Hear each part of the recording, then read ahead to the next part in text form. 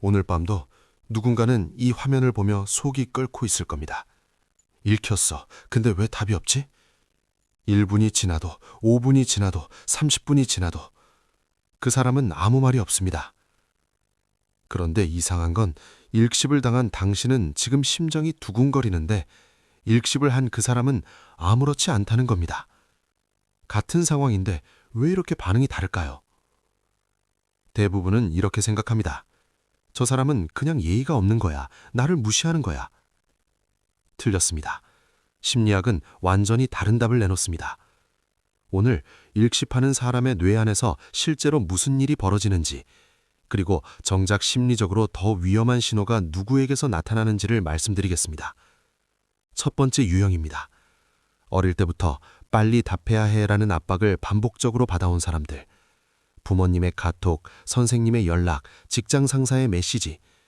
즉각 응답하지 않으면 혼나거나 관계가 나빠지거나 불이익을 당한 경험이 켜켜이 쌓인 사람들입니다.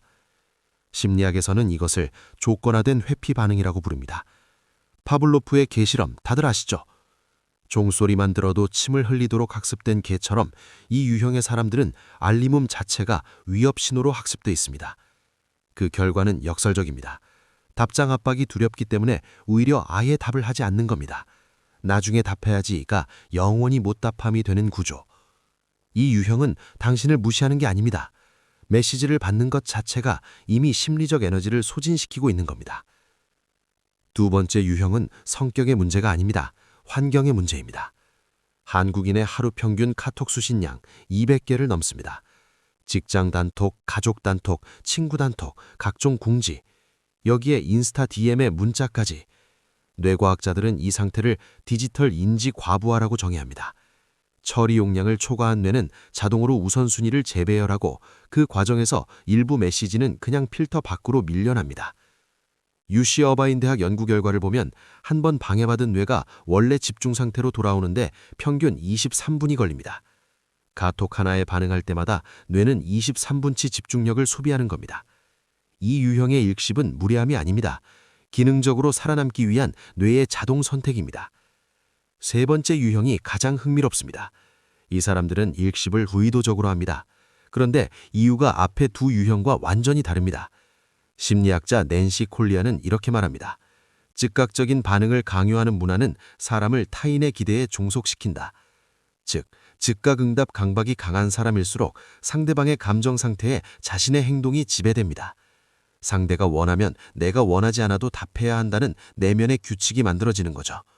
심리학은 이것을 반응적 존재와 주도적 존재의 차이로 설명합니다.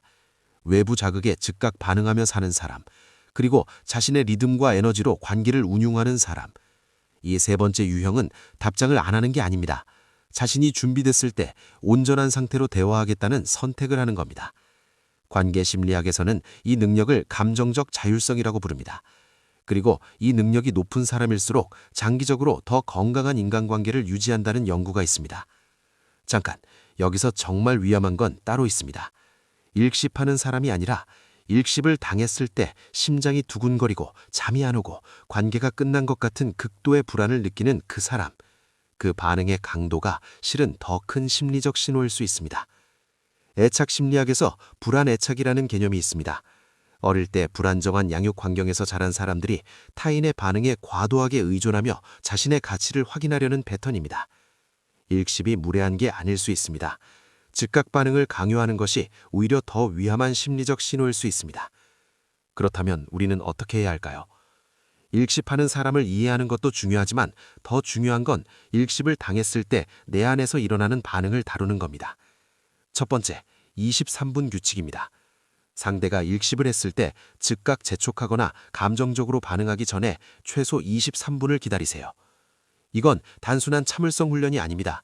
UC 어바인 연구에서 밝혀진 것처럼 우리 뇌도 방해를 받으면 23분이 필요합니다. 상대방에게 그 시간을 허락하는 것이 관계의 성숙입니다. 두 번째, 자극과 반응 사이의 공간을 의도적으로 확보하는 겁니다. 심리학자 빅터 프랭클은 말했습니다. 자극과 반응 사이에는 공간이 있다. 그 공간 안에 우리의 선택이 있고 그 선택 안에 우리의 성장이 있다.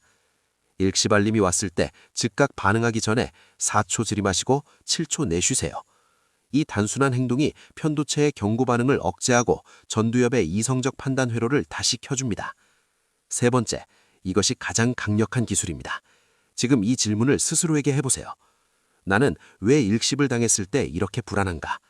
이 불안이 상대방 때문인지 아니면 내 안에 오래된 무언가 때문인지를 구분해야 합니다. 심리학자 존 볼비의 애착 이론에 따르면 어릴 적 양육 환경이 불안정한 사람들이 성인이 된 후에도 타인의 반응을 통해 자신의 가치를 확인하려는 패턴입니다. 일십이 두렵다면 그것은 상대의 문제가 아니라 내 애착 패턴을 들여다봐야 한다는 신호일 수 있습니다. 정리해보겠습니다. 카톡을 읽고 바로 답하지 않는 사람들 3가지 유형이 있었습니다. 과거의 압박이 조건화된 회피 반응으로 굳어진 사람, 디지털 인지 과부하로 뇌가 자동 필터링하는 사람, 그리고 감정적 자율성으로 자신의 리듬을 지키는 사람. 셋 다 공통점이 하나 있습니다. 일십은 당신을 무시하는 행동이 아니라는 겁니다. 오히려 즉각 응답을 강요하고 답장이 늦으면 관계가 끝난 것처럼 느끼는 쪽이 심리적으로는 더 불안정한 상태에 있을 수 있습니다. 오늘 거울을 보고 이렇게 말해보세요. 나는 타인의 반응 속도로 나의 가치를 정하지 않는다.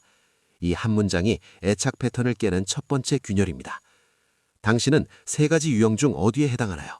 댓글로 1번, 2번, 3번 남겨주세요. 그리고 구독 버튼을 누르시면 매주 당신 주변 사람들의 행동이 하나씩 보이기 시작할 겁니다.